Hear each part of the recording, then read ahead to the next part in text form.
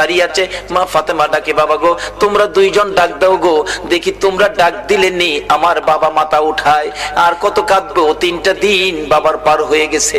দুইজন দুই দিকে নানা কইয়া ডাকতেছে, হুসাইন ডাকতেছে, নানা গো দুনিয়ার সব মানুষ বলতে পারো গো নানা, আমি হুসাইন রে কেমনে বইলা গেলা গো না।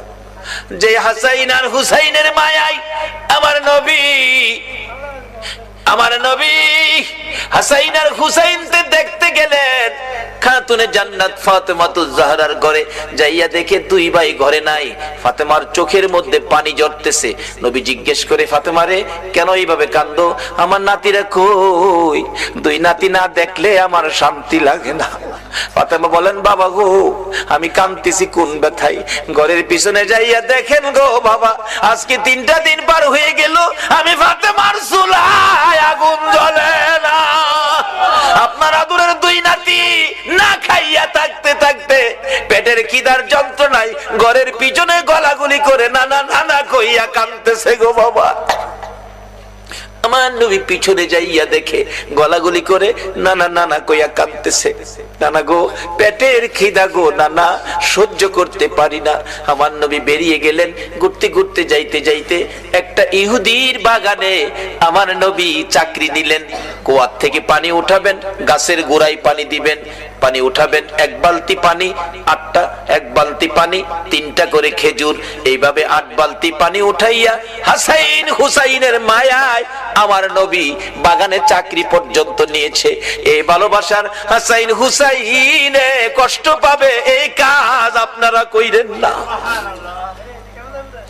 আমার নবী 8 বালতি পানি উঠাইয়া 9 বালতি পানি বোরাইয়া টান দিলে রশি ছিঁড়ে বালতি কুয়ার ভিতরে পড়ে গেছে। ইহুদি দৌড়াই আসছে, পানি উঠাও পানি উঠাও। রশি ছিঁড়ে বালতি পড়ে গেছে, কি দিয়ে উঠাবো? ছিঁড়ে গেছে। হাও না তুমি ছিঁড়ে ফেলছো? আমার নবীরে কয়, নবী বলে ছিঁড়ে ফেলছে। আমার নবী বলেন, ইহুদি রে আমি ছিঁড়ি নাই, ছিঁড়ে পড়ে গেছে। এই পর্যায়ে 1 কথা 2 কথা রাগ হইয়া নিষ্ঠুর ইহুদি, যেই নবীর চেহারায় জীবনে কোনদিন মশা মাছি বসে না, আমার নবীর গাল মুবারকে ইহুদি থাপ্পড় লাগাইয়া দিছে।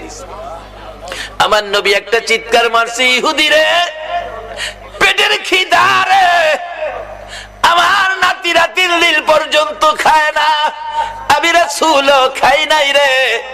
3 দিন না খাইয়া গালের গোশত শুকাইয়া গেছে রে ইহুদি, আমার গালে থাপ্পড় দিছস, বল তোর হাতে ব্যথা পাইছস নি? ইহুদি বলেন, কার গায়ে হাত তুললাম গো, আমি মারলাম, আমারে জিগাই ব্যথা পাইছিনি?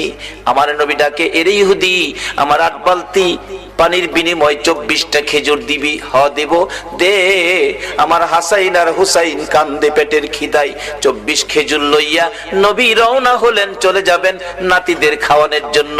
আমার আল্লাহ কয়, জিবরাইল দে আমার বন্ধুর কানে খবর দে, বলদু যেন কুয়ার ভিতর থেকে বালতি উঠাইয়া দিয়ে আসে। জিবরাইল ডাকে, হুজুর যাইতাছেন গা? বালতি উঠাইবো কে? বালতি তো কুয়ার ভিতরে সিরা পড়ছে, কিভাবে উঠাবো? কিছু তো নাই, উঠাবো কি দিয়া? জিবরাইলকে, হুজুর কিছু লাগে না, যেখানে রাহমাতাল লিল আলামিন আছে এখানে কিছুই লাগে না, আপনি কুয়ার ভিতরে হাত দিয়া বালতিরে ডাক দেন। সুবহানাল্লাহ, আস্তে কইলেন? পৃথিবীর এমন কোন শক্তি আছে এই মৃত বালতি ডাক দিলে হাতে আইব? কিন্তু আমার নবীর হাতে আইব।